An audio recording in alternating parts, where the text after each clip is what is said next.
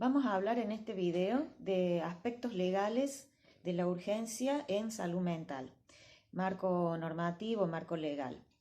Les propongo hacer un recorrido de estas normativas o de esta normativa en particular a partir de las leyes de salud mental, la Ley Nacional 26.657 y la ley local, la ley cordobesa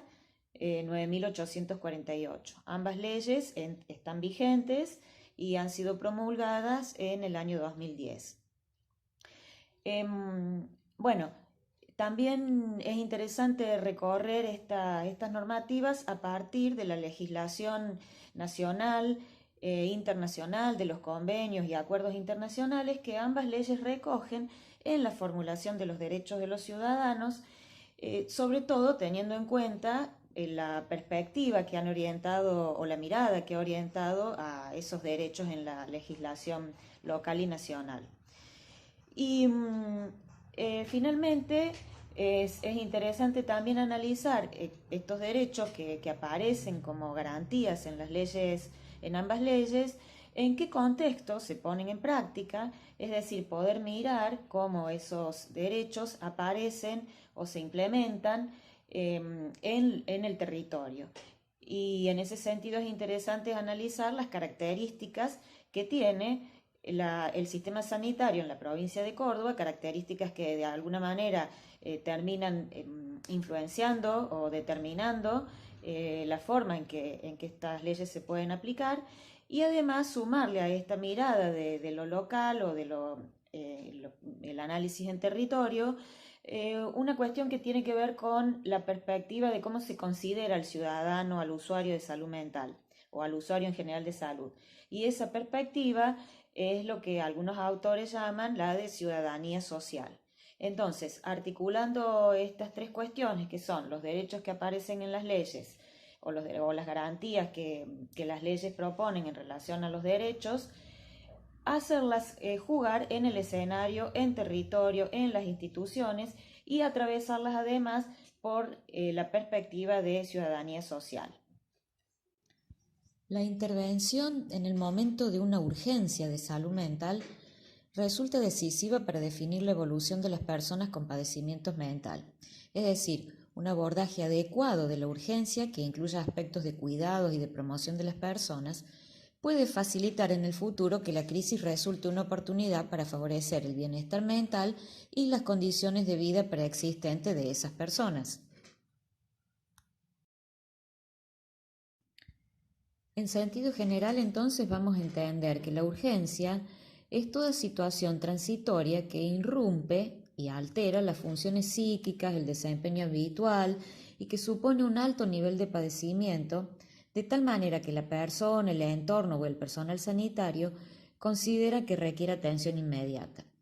Implica una crisis que puede tener causas orgánicas, psíquicas y o sociales y constituye una ruptura del equilibrio vital. Entonces, la urgencia es un emergente del estado de malestar. No es un acontecimiento aislado, sino parte del proceso de salud-enfermedad en el que la persona debe ser asistida de manera integral, e insistimos, biopsicosocial.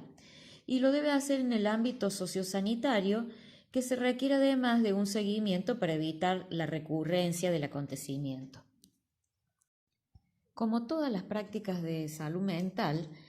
la urgencia también está contemplada en las dos leyes, la Ley Nacional 26.657 y la Ley Provincial 9.848.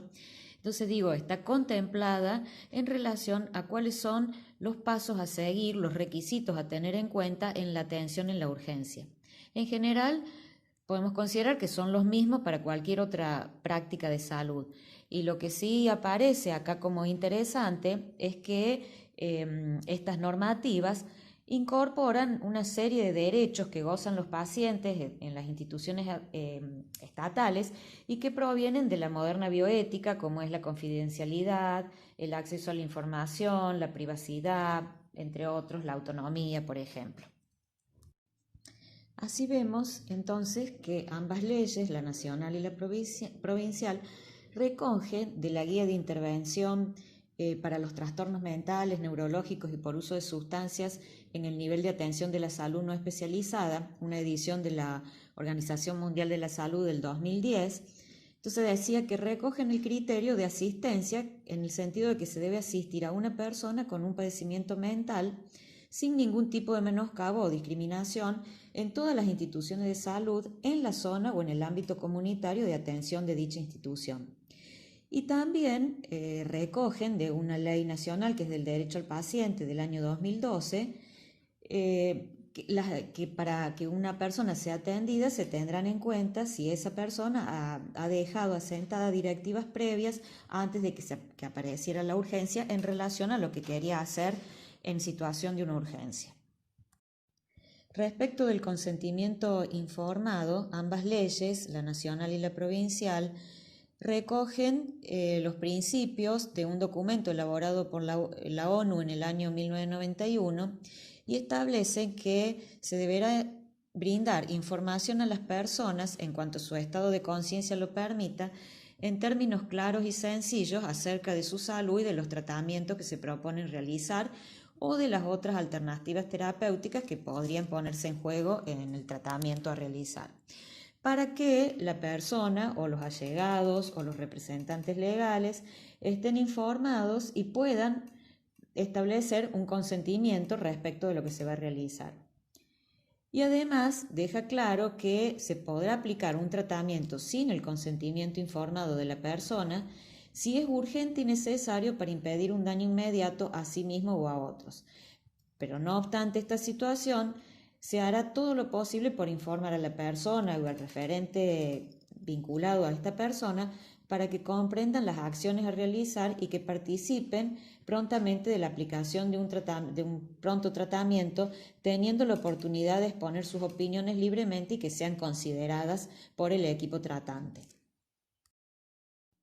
El marco legal, en el caso de que se trate de la urgencia de niños, niñas, adolescentes, está sujeto a los mismos requisitos que se aplican en el caso del consentimiento de los adultos.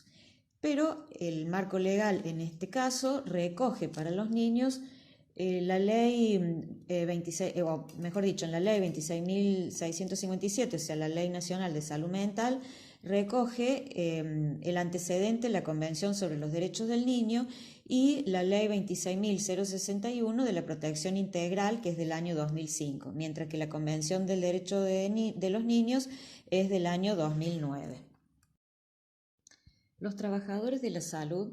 deben garantizar la confidencialidad de la información, que solo puede ser divulgada con el consentimiento de la persona o el equipo de salud considere necesario, porque esta información es útil a terceros en el caso de riesgo para favorecer una mejor atención. Y la confidencialidad respecto de la información en casos de niños, niñas y adolescentes está sujeta a los mismos requisitos que para los adultos.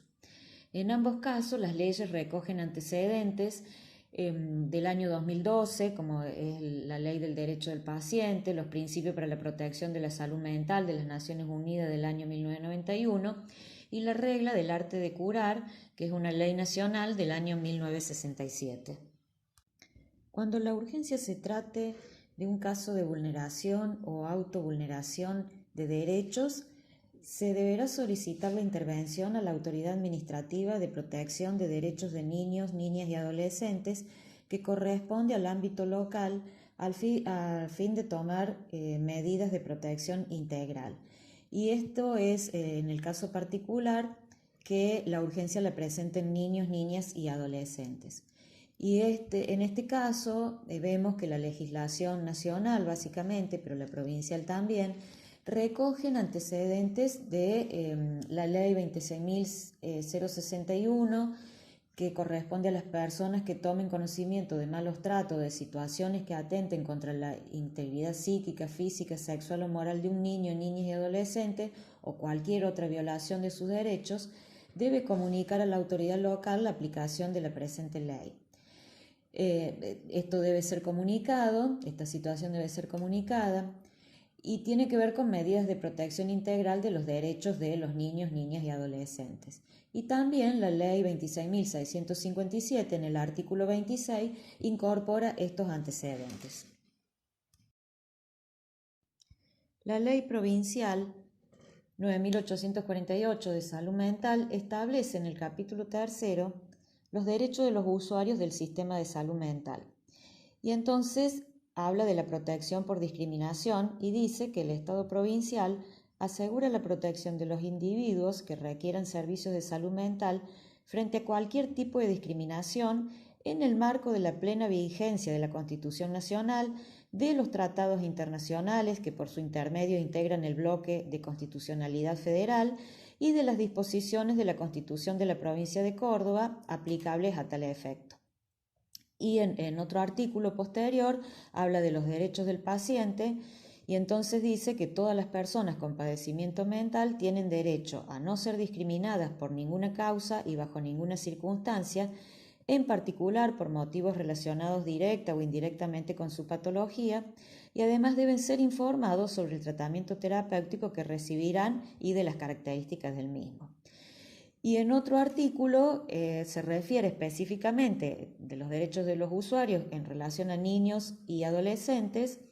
que estos gozarán de los mismos derechos dispuestos en el artículo 11, que es el artículo de los derechos del paciente. Y el artículo 12, referido a los derechos de niños y adolescentes, justamente por tratarse de este grupo etario, refiere a las leyes que han tenido como antecedentes en la enunciación de este artículo y que son la Ley Nacional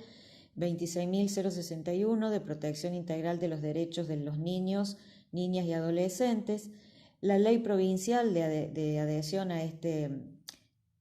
esta ley nacional, que es la 9.396, la Convención Internacional de los Derechos del Niño y demás tratados y reglas internacionales que protegen el derecho de las personas del mencionado grupo etario. La ley nacional y también la ley provincial tienen como fundamento la garantía de los derechos de los ciudadanos, en este caso de los derechos a la salud de los ciudadanos. El derecho a la salud, como el derecho a la educación, a la jubilación o a un trabajo, son derechos de segunda generación, lo que se llaman derechos de segunda generación, y tienen como objetivo garantizar un mínimo de bienestar social. A diferencia de los que son derechos de primera generación, que tienen más que ver con la libertad, la igualdad, la propiedad y la seguridad, y que se corresponden con una concepción clásica de lo que se entiende por los derechos sociales. Ahora bien, mientras que los derechos de primera generación están basados en principios de libertad y exigen para su plena realización un estado mínimo, los derechos de segunda generación, que promueven el principio de igualdad, demandan la presencia de un estado muy fuerte. Y esto quiere decir que para garantizar los derechos sociales y convertir a los usuarios en ciudadanos sociales, se necesita de una actividad estatal deliberada que se oriente a garantizar la seguridad social y el bienestar de los miembros de ese Estado en particular. Y esta actividad del Estado implica la transferencia de recursos, de bienes, de servicios y la utilización de políticas reguladoras. La idea de ciudadano social está muy atada y asociada a lo que era el estado de bienestar, en el cual el proyecto de Estado-Nación representaba a ese estado de bienestar. En realidad, en la actualidad, y podemos decir en el marco de la posmodernidad y de la nueva reconfiguración de los estados, se descree de los grandes relatos como el desarrollo nacional o el progreso ilimitado, que eran la base de la responsabilidad social y los proyectos colectivos que se centralizaban en el Estado. Y hay un desplazamiento de ese eje al individuo. Esto además se acentúa por el impacto de la globalización que termina determinando una pérdida de autonomía de los estados nacionales y en consecuencia se pone en cuestión su soberanía y esto afecta en última instancia la identidad de los ciudadanos. Entonces, este concepto de ciudadanía social o del ciudadano social se disuelve, se desintegra en torno a otras formas de pensarlo que son las de consumidores en relación con el mercado, clientes en relación con los servicios públicos y beneficiarios en relación con las políticas focalizadas y selectivas. Podemos acordar entonces que en relación a los derechos a la salud, la incorporación de una serie de nuevos derechos de los que gozarían los pacientes de las instituciones estatales y que provienen de esta perspectiva de la moderna bioética, es decir, esos derechos a la confidencialidad, a la información, a la autonomía, a la privacidad, no pueden dejar de considerarse como un progreso en el contexto sanitario estatal. Sin embargo, deberíamos pensar de qué manera esos derechos se presentan, se consolidan o se actúan en el territorio, en cada una de las intervenciones estatales, y en nuestro caso deberíamos preguntarnos cómo funcionan estos derechos en relación a la urgencia. El contexto entonces en el cual se desarrollan las prácticas de salud, en nuestro caso pensar la urgencia en salud mental, es el contexto de la descentralización. O sea, una descentralización que tuvo un fuerte componente economicista y que dejó liberada a las posibilidades de cada sector, de cada municipio, de cada institución, la organización de los recursos en función de sus políticas locales, sociales, de sus tradiciones culturales, históricas, y esto, lejos de aparecer de una manera organizada o coordinada desde el nivel central, lo que produjo fue una atomización y fragmentación. A esto también hay que sumarle los principios y valores sobre lo que se fue construyendo el sistema de salud argentino, es decir, sobre esos principios de gratuidad, universalidad, integralidad, que de alguna manera terminaron conformando un mosaico de principios y valores que atravesaron tanto a las instituciones públicas como las privadas en el nivel local o en el nivel general. Y en particular ese entramado institucional en el que se encuentran los distintos municipios, las distintas instituciones de salud a nivel local, a nivel regional, que fue incrementando de alguna manera una discrecionalidad relativa respecto de unos servicios y de otros servicios. Entonces, ese principio de universalidad y gratuidad se vio afectado cuando prevalecen los criterios económicos en la selección de los usuarios. Y entonces se instrumentan restricciones o justificaciones de carencia de recursos para atender a un sujeto ante una demanda en una institución o derivarlo a otra institución. Y en cuanto a la focalización, aparece el problema de que el efector público se encuentra también en una competencia con el efector privado en esa región, en esa zona o en esa ciudad, digamos. Y entonces acá hay una competencia que tiene más que ver a quién se atiende en el sector público y a quién se deriva al sistema de las obras sociales o al sistema privado, en el caso de que el efector tenga que hacer una selección de sus públicos usuarios. Y esto lleva a que la gratuidad se sostiene solo en el Estado, solo para los carenciados.